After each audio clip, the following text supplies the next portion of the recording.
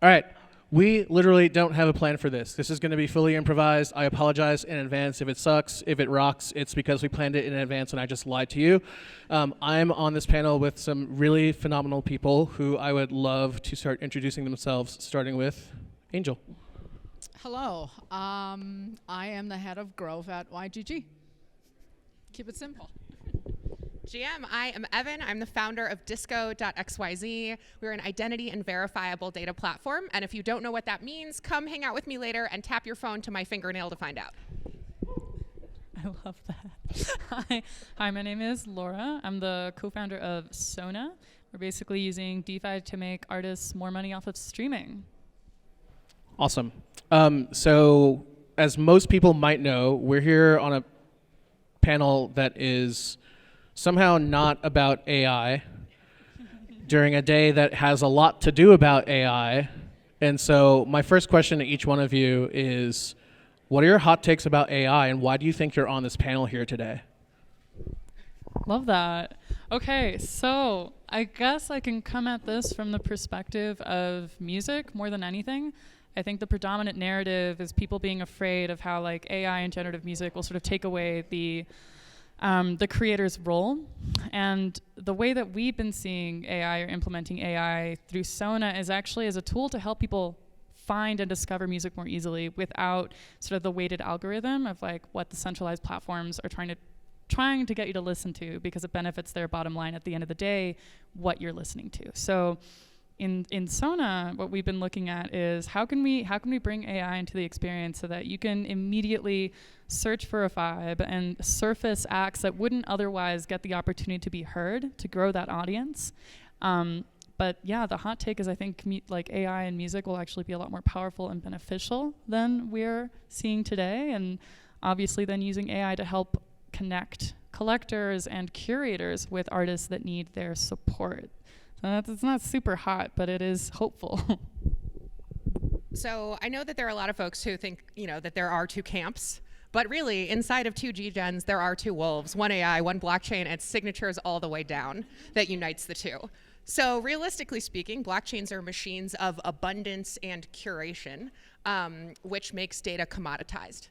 So now, with data everywhere in many different shapes, primitives, forms, on-chain and off, sense making of that data to define more personalized experiences or lower customer acquisition costs, I think that's where we're heading next. I was saying earlier, I will bet anyone in this room $100,000 that by ETH Denver 2020, called 2028, more transactions will be conducted on-chain by agents than by humans. And I think the reason we are now capable of doing this is that we have identity. For a long time, if I knew your wallet address, the only thing I would have is a pile of tokens, not a cool new friend who has traits and preferences and experiences. So without understanding that data, how can I show up to a digital or physical experience and enjoy things that are personalized to me based on what I choose to share?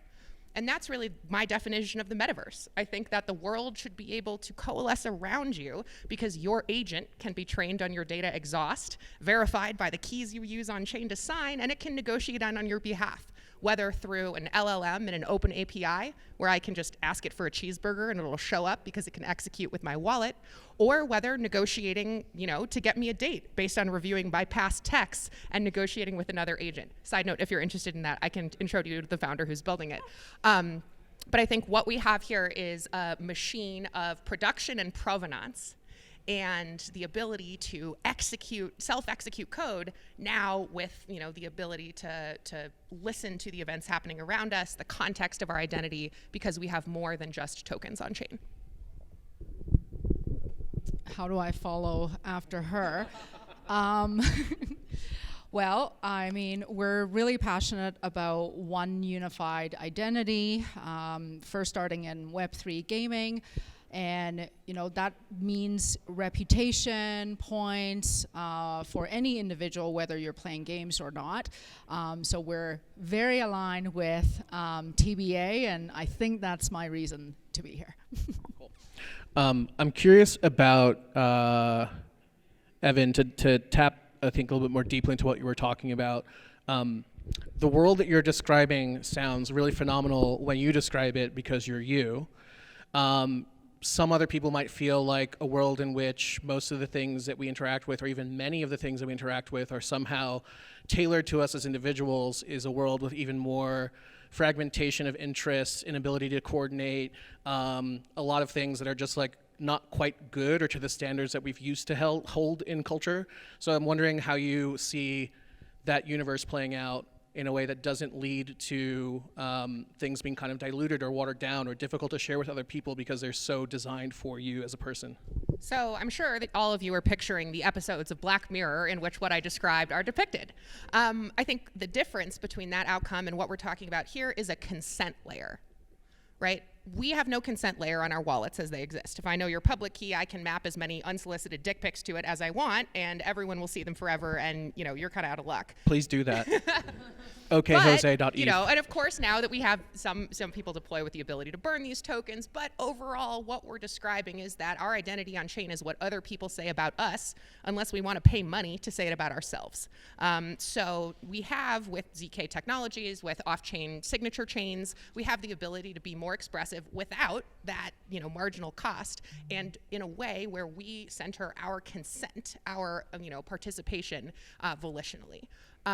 I also think that it's really important for us as builders to be aware of what we're yeeting on the chain. Because in the same way that we can use tokens to grant access, we can use on-chain or publicly discoverable data to deny access. The same token that can grant you, the ability to participate in a pool can also prevent you from getting into a party. And so we can... Really quick, I have to interrupt. Do you think that's a bad thing? I think it is a new superpower, okay. But we have not yet studied what it means because our WAGME energy makes us think everyone's behaving well on chain. Okay, but how is that different from getting gatekept from going into like Studio 54? So like these are I want to drill into this because these are like human behaviors Smart that already contracts exist. yeah. We're bringing them into the digital realm, but like we know what it looks like when like you're wearing the wrong jacket and you can't get into a party. Some people would say that sucks. I think that's actually really important for culture to develop. Mm-hmm. So what we're talking about here is access control based on metadata.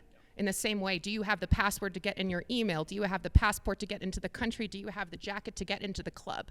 So we are not going to cease the act of access control, but my hope is that we can fill out a lot fewer forms in the process. So right now, in order to express all those different preferences or traits, to buy the jacket, to show up at the club with the Uber, right? You have to fill out a new form every time you open every new app or service. Americans spend 11.5 billion hours a year doing that. And so maybe we can work toward that future, but spend a little less time on forms and a little more time having fun. And how do you think about some of these topics as it pertains to music and artists and sort of, especially the relationship between creators and their fans? And what kind of world do you hope to be able to empower? Yeah, so I think there's a lot of power in exactly what you're saying, like the way that you can get very nuanced with the identity that you build and the data that you then allow an artist to see, or the way that you express yourself, right, becomes a way that artists can better segment users to, or like audiences to try to inquire.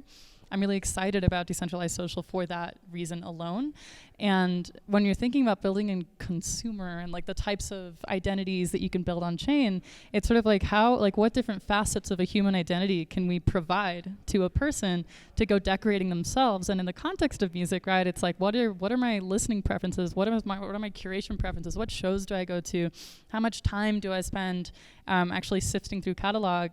And then giving artists access to that data, I think ultimately will be the most powerful thing, because right now, centralized entities, right, control that data for a reason. It's extremely powerful. Like when you like host a concert, you have no idea who bought your ticket, you have no idea who went to your show, and you certainly cannot cross-reference that across like if they're listening to your music at all. So anyway, we're at the precipice of like that being extremely empowering for the creator, and I think, yeah. The AI component is just like how we piece it together to make sense for creators so that we don't have to have sort of like companies built up around translating it for them. All right, now I have to ask you some asshole questions. Lots of artists are mad that they have to be content creators now in order to promote their work. Like, are we not doing them a disservice by also expecting them to become data scientists down the line? That's a great question.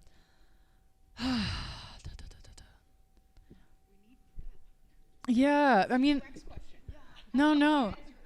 I like that question, because right now, like the paradigm is an artist has to become a brand or a content creator to like scream into the void to hope that something or someone will bite. But I think the version of reality of the future that we're like building towards right now is that they won't be screaming into a void. And instead there will be like very specific audiences, right, that they can segment. And it's not about like the content creation to capture attention. It's about saying my content, like who I am as a musician or the things that I create, I have been told and know will resonate with this audience. And it's Much less more of a an dialogue. Exactly. It's less about, over creation and more about like specifying and getting really strategic. And I think that'll actually alleviate a lot of the burden that creatives are feeling right now. I think that's great. And I think, Angel, something that maybe is interesting to me and I'd love to you to touch on is, in the world of gaming, you have like mega studios. In the world of Web3 gaming, you have like small to mid-sized companies. In a lot of ways, like that studio model for the gaming space might actually be something that could work really well for the future of music, which is instead of big labels, you have like these small collections of musicians. But I'm curious, how are these technologies going to affect the future of the gaming business, right? So working at YGG, what do you think the future of the business side of gaming looks like as Web3 and AI continues to unfurl?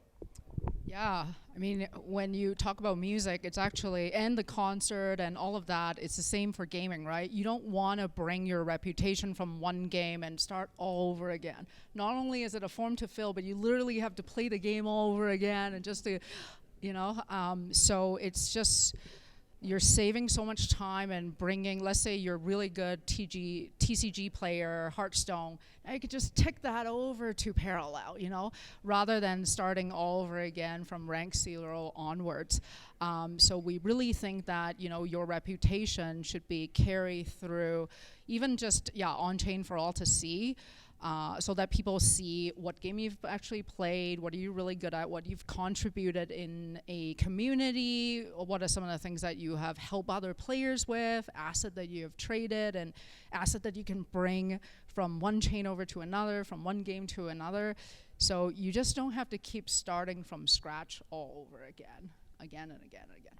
Yeah. What kind of impact do you think that has on then game developers and how maybe they change the way that they think about what they make, right? Like right now, like maybe there are games that exist where you can move assets between the two seamlessly, but that's not the norm. And so do you think that thinking about interoperability as a game developer and game designer might maybe change the types of games that people make, change the types of games that people want to play? Yeah, right now, as a game, I can only see the on-chain data, and usually that's wallet, transacting wallet, right? Anything that you purchase and acquire. But I cannot see how good you are as a player. I can't see the in-game data, what level you've done, have you played inside a guild, do you have friends that you always play with?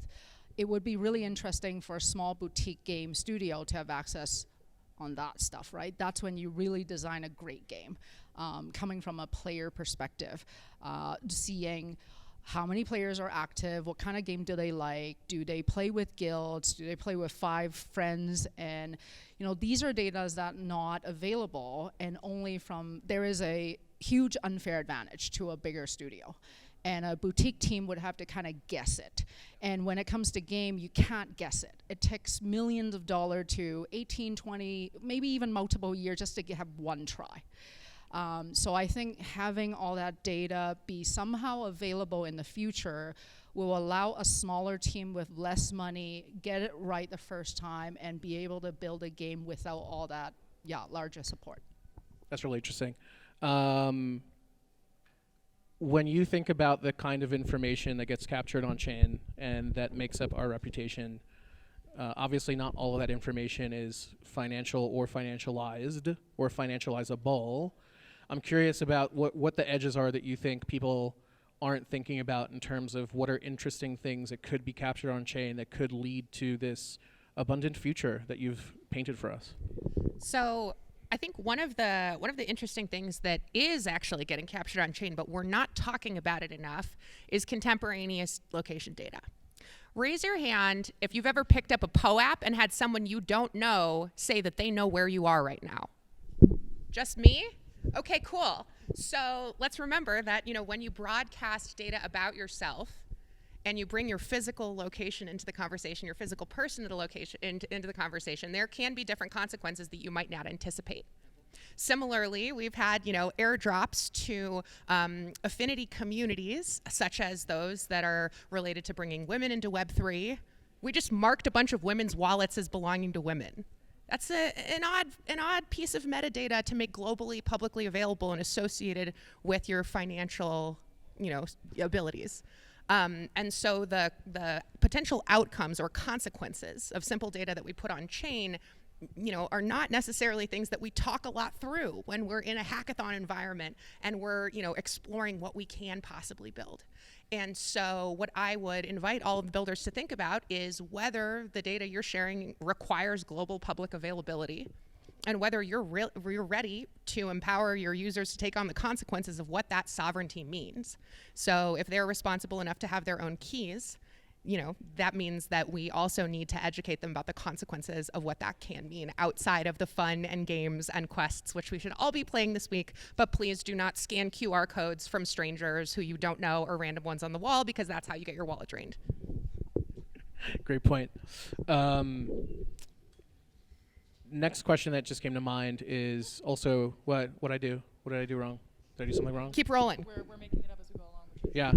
Incredible. I just thought of part. No, it's interesting because I think when you were first talking about the future, Evin, like to me it felt like it was really awesome, but I think now the nuances of what it means to live in that kind of world, you've made them a lot more crystal clear, and there are a lot of really interesting questions that I think you're right, most people don't think about or talk about when they're thinking about putting data on chain. And there's a lot of I don't even want to call it on-chain maximalism for the sake of being a jerk, literally people who think that everything belongs on-chain, and how is that not creating a panopticon that will bite us in the ass in the future? Do any of those issues ever come up when you're thinking about what you're doing with Sona? And I know that you're exploring some really interesting L insert number type solutions for the future that have interesting implications, because they would allow you to put even more information on chain, and then the question becomes what actually belongs there. Totally. So the way that I think about how we're building out Sona as an L3, but also how we can think about building out different interactions on chain in general and as a whole, is you basically capture as much data as you possibly can, give as much opportunity for someone to show their intent and their preference at every step of the game, because you don't know what you could use that data for someday to better the experience for either the user or for the artist.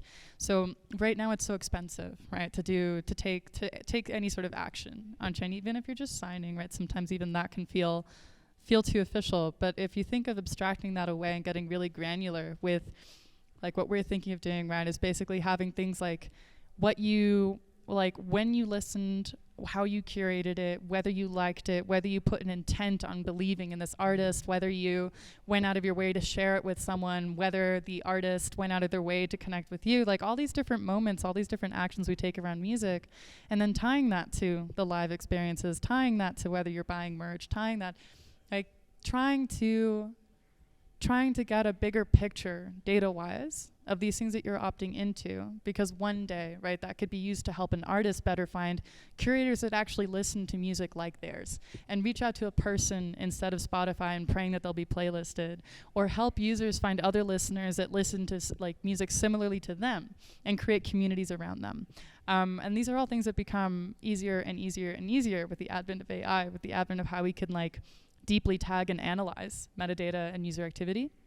But anyway, that's very long-winded. But all of that to say that we're transitioning to that so that we can ultimately eliminate the cost of getting much more nuanced ways of people expressing their identities around music, and then sharing that with different applications, that are either targeting sort of a culture-first environment, and making it just a better internet to be online in. I think that's everyone's goal. We would all like that. Do you have thoughts about that answer? I feel like you have thoughts. Oh, always. I saw a glimmer in your eye. Always. Well, so something you said earlier was oh no, are we creating this, giant surveillance state? As we're aggregating all of every single point of data that you're describing, and this sort of creator and music environment. So to borrow a phrase from Chelsea Manning, blockchains are opt-in surveillance apparatuses, right? you go to a blockchain so other people can watch everything you do. I jokingly call this data exhibitionism because you get off on other people watching you do it in public. But shout out to our friends from Icebreaker, whose zero knowledge proofs allow for that data to be expressed on chain without revealing all of its clear text while still maintaining composability. And so I don't want to stress everybody out in that, you know, this dystopian future is the only way forward. Fortunately, we have builders and researchers who are integrating leading edge technology to help preserve our autonomy while still enabling the freedom that crypto promises. Yes. Yeah, basically, like, you're collecting all that information, but ultimately you're choosing what you bring to the table, knowing that it'll enhance your experience in X, Y, or Z aspect of what you're engaging with. That's honestly the most important part. And in the gaming world, I'm curious about what those implications might mean also for how AI plays into the games, right? So, like, I think obviously the work that Future Primitive is doing is really interesting, and all the people who are like building along with them to actually create these networked playable characters. I'm curious about how that might look for a future in which maybe a person has created a NPC that is licensable into games. People want to like play as that person or play as that avatar in these games. I'm curious about how that plays out because it's not quite your data, but it's data that you might feel a sense of ownership over because it's built off of the things that you've had this agent do for you. Yeah, it's a really interesting future. You know, part of me is really excited about that. You know, as a kid, I was playing Mud. This is going to totally age me. But I was writing little scripts and, you know, north, north, south, attack. And so there was some convenience to having automated player doing things for you overnight, and then you wake up and you got all the points and you continue on and put in as little time as you wanted to grind. I could see a future where, yeah, a really great player who is winning all the points and winning all the battle start licensing their AI agent. And now up the, because gaming is kind of a, you know, yeah, like you're relative to the next player, right?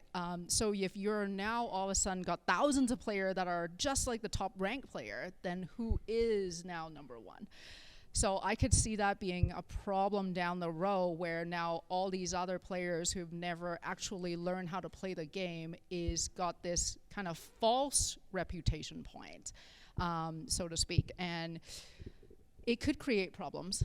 You know, basically the marketplace is now shifted, and the actual skill involved is no longer relevant. The actual fun perspective could also be ruined, right? A brand new player coming in now have a much higher barrier to even win a single battle. It's almost like playing against a bot. You go, oh great, yeah, I'm not gonna win. I've lost 10 battles over, I'm out. Right. So yeah, I think that could become a problem one day. How do you feel about that same kind of thing playing out in other arenas that might become influenced by our AI agents? Like, what if I never get a date again because the AI dating thing, my AI is fucking up and not representing me well? You need to subscribe to my friend's agent service then that will coach you through the chat process based on reviewing the text with your ex. They're raising right now, side note for any VCs in the room. Love to wingman for the homies. But really though, like, I think, you know, the concept of nested NFTs or nested assets that can take on their own expression, that can be wielded by an agent, you know, that has been prepared with data from you, creates these different sort of stacks of identity. The ability to displace your traits into another semi-sentient party that can act on its own. And so this is where I think it's an important reminder that code has identity. You can generate and own a model. You can decide where you want to run it, where you want to share it, if you want to share it. And so what we are leading into is a marketplace of permissions. Who has access to what about me? And that who includes organizations, individuals, and now agents. But I think this is going to get a lot more fun and a lot more weird. And also, if you're interested in a little bit of on-chain Cupid, you can play with Disco's frames. They're like a clone of the app Gas, anonymous compliments. So you can go on there and choose who you think is best dressed, who you think has the best diamond hands, the weakest paper hands, or the coolest product. And on the back end, we have over 5,000 points of data identifying the superlatives of who's got a crush on who on chain. That's awesome. how do you think, Laura, that this abundance of data that's coming is going to allow artists to create better art specifically? So I think a lot of times when we talk about these things, we talk about what it allows them to do in terms of fan engagement, their relationships with people. But I'm curious about how you think it might influence the ways in which people can get creative about the actual products and creations that they're sharing with those audiences.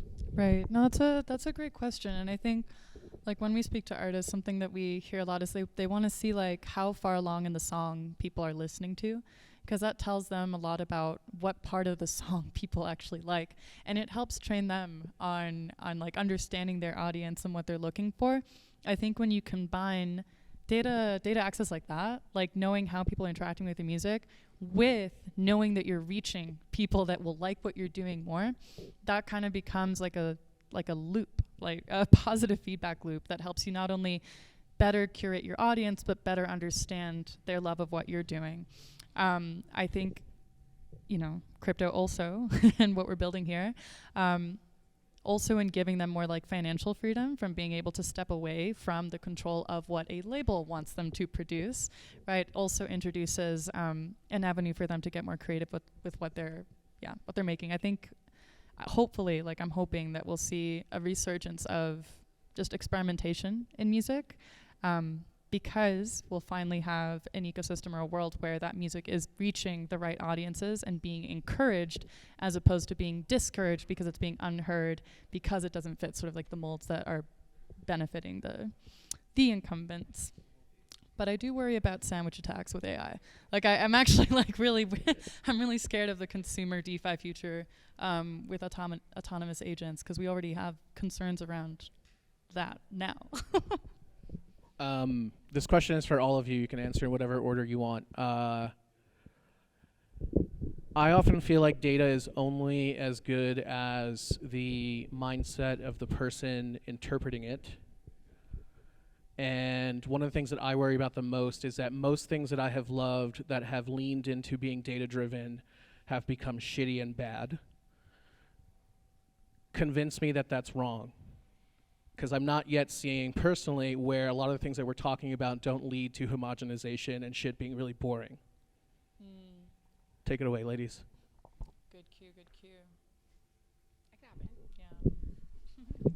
Let's go. So yeah, like how do we avoid the boring? Obviously, based on the everything about me, that is my nightmare. So I'm right there with you. We are going to avoid the boring. I think one element that we have here that we have never had before is the ability for you to have a say in how your data gets expressed. So for example, your Spotify Wrapped, sure, it's informed by your inputs, but it's not as though you can see the list of inputs they're curating and pull out the ones you don't want them to include. And so by empowering everybody with their own sets of keys in this equation, we allow for the logical centralization of data around you and your taste profile, and for you to have a say in how that gets recommended to others. Now, what was it that you said, that the value of data is only as good as the mindset of the person interpreting it, right? I would challenge that and say there's actually two other parties that we have to care about. There's the issuer, who said the data, who uttered it, who wrote it, and do we trust them to be expert on that subject matter? Correct. So if they're not expert, not relevant. And then the holder of that data, did the person carrying it around tamper with it or modify it in any way so that it would change how you, the relying party, interpret it?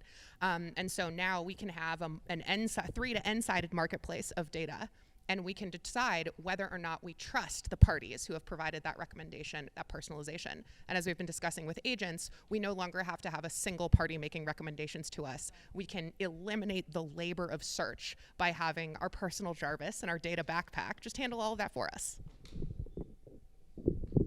Yeah, I was just thinking about your question. Like you said, I think there are multiple parties when it comes to the data. Right now, I feel like it also is dependent on the input and the output, right? Like I could try to mess it all up by just typing different data than I would want you to know about me, right? I could put a fake name, I could put that I'm male instead of female. I have more control over what I think you'll actually see. Whereas I feel like in the future, not only do I not know what you got out of me, because you're no longer taking an input from me, but I also don't know how the AI agent interpreted that data. So yeah, I just went into a different rabbit hole myself in my brain that I go, oh, now I can't even fuck up the form. Ah, shit. Sorry, now I... Unless now you I had your will. own agent that you had trained to fuck up the Yes. form for Please you fill on purpose it in for some me reason. like that all the time. It's a good reminder though, garbage in, garbage out. Yeah. Which I want to, like, really quick, that's actually, I think, the biggest problem that I am very cognizant of, which is I think that a lot of times, like, and thank you for challenging me on the, like, the mindset of the person or the entity interpreting, because I think also the input matters, and not to me in the sense of, like, the input matters because I care about people being able to express what they want to express. It's because sometimes I think people express things that are dumb or don't matter or are silly or are pointless or that reinforce, like, really bad ideas, right? So, like, I, for example, don't want to live in a world where people make really boring music because all the data from the majority of listeners is pushing them to make really boring music. That's like I'm an elitist, I'm sorry. So take it away. Well, that's a really great point, guys. Like, I think the wag me energy sometimes clouds our judgment that sometimes people lie on the internet. If you've ever been on a dating app and looked at heights, you know what I mean. And so I think the cost of gas on chain has largely limited the extent to which we are being explicitly dishonest. And the fact that our addresses are used as access control points to money means that we have a financial incentive to be chill. But self-attested data anywhere can introduce bias. Just as you were noting, if you want to be interpreted in a certain way, you can just arbitrarily decide to present in that way if the issuer is not a separate party who's going to be objective there. And so it's just, important for us to remember sometimes people lie on the internet. And so we need to be prepared for a future where not all data is going to be independently verifiable in the same way. Sometimes we're going to have to take a second look. Did you have something you wanted to say, Laura? It's been covered. I think we have time for a couple of questions, right? I would love to open this up to the audience. And I'm just warning you that I'm that guy that if no one asks questions, I will ask you questions because I know some of you. So start thinking of things to ask. Anyone? Anyone at all? Nish, what do you think about all this?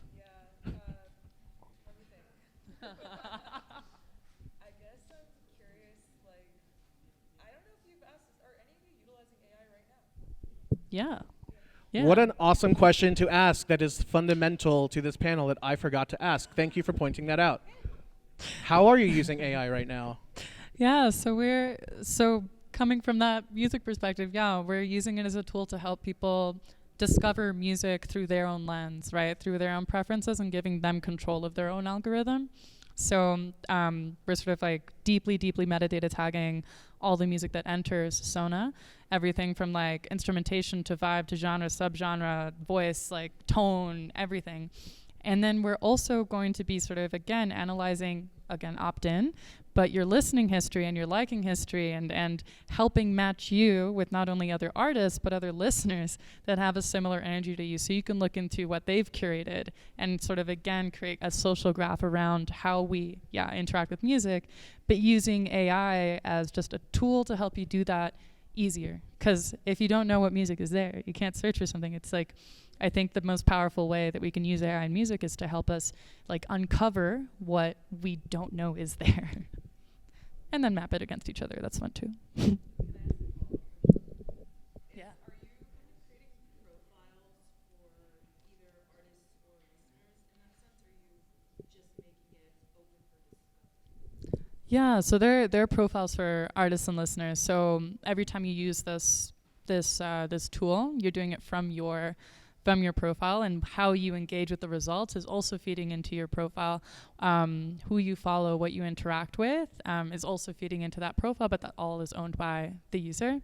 And ultimately, right, again, by capturing as much of that data as we can, hoping to then give them the tools to better connect with artists. All that metadata tagging that happens on the music for a creative creates a profile of that creative in terms of what kind of what kind of vibe, genre, instrumentation they bring to the table, and helping them find listeners and collector types that have engaged and liked that kind of music. So it's just a really beautiful mapping tool and a way to analyze behavior and context in a way that we haven't been able to before, or would have taken years to compute. now it's like similarity search across Vibe. It's fun. Vibe AI. We love a Vibe AI, and that's basically what we are experimenting with at Disco as well, but more to check the vibe of your community.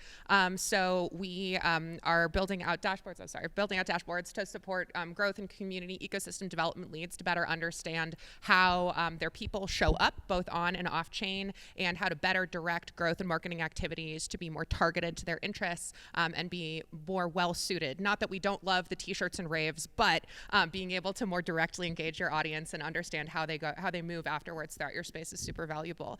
We've also been playing with ML scoring, essentially lead scoring for addresses, to help the creators of content and protocols and experiences better understand how well suited someone might be to be part of their squad.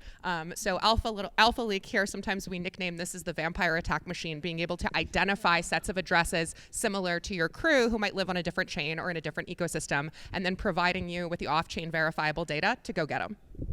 That's fucking amazing. Yeah, right now we're partnering with a lot of games that are coming out with the AI agent. We saw some awesome demos today. Not quite using AI yet on, the actual gaming community or the reputational system yet. Greg, feel free to ask your question. Thank you.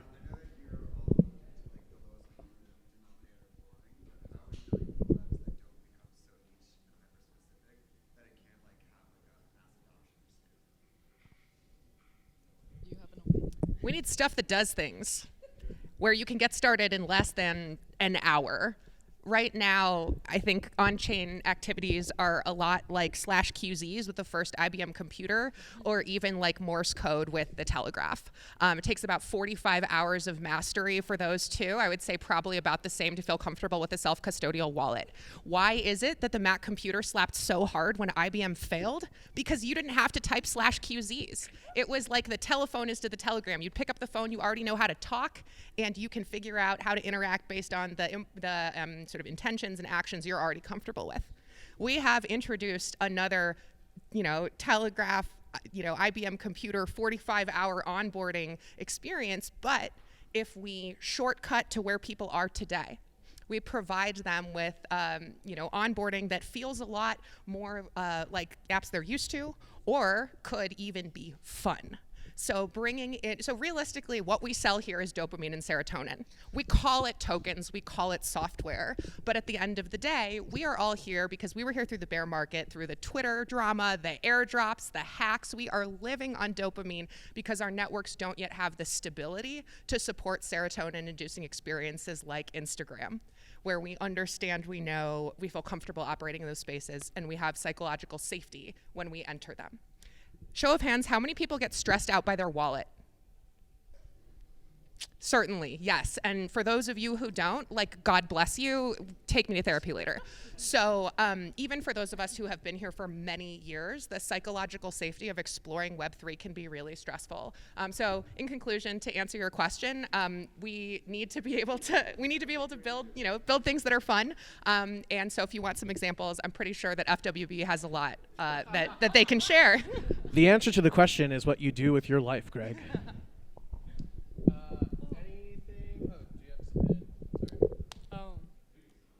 I had a fleeting thought there, and it had to do with the different monetizations, right, for experiences online right now. There's the homogenization of an experience, right, is often more profitable when it comes to music, at least. It's you have that recursive lo-fi beats going on forever. They're going to stay on their phone for forever. They're going to make everyone more money. But if the monetization is outside of that paradigm, right, you're actually incentivized to create experiences that pull away from the norm and pull away from the just capture attention as long as possible, because that's not necessarily what is driving the revenue for whatever chain you're on, the value for whatever chain you're on, whatever it is you're building.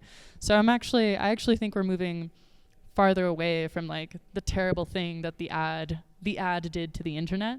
And what the ad did to the internet is that it forced every product to just find ways to keep our faces glued to a screen. But we no longer live in that paradigm because we have much more unique ways of monetizing and much more unique ways of creating sustainable systems around experience. So I'm hopeful. I'm hopeful, honestly. All right. That was our panel. I hope you enjoyed it. I hope you enjoyed it. It was so good, Jose. Special thanks to the Future Primitive team. Oh, so good. I don't know what's happening next. Stick around if you want. Bye.